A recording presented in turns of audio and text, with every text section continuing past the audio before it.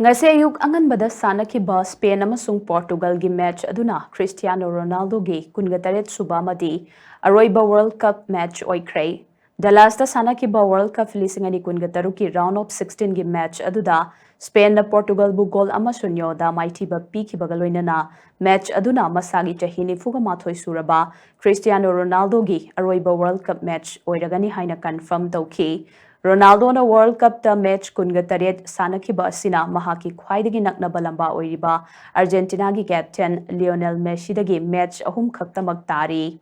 Masagi chahi 38 subada Lionel Messi na match 30 sanakhrabani. Real Madrid ki hanagi striker Cristiano Ronaldo na World Cup ki match 48 sanabada puna goal taraga mathoi chanki.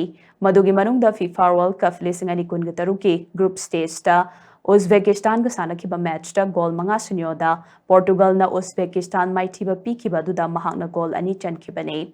Cristiano Ronaldo na ahanba World Cup knockout goal ase round of 32 da Croatia ga sanakhiba match ta chankhibani.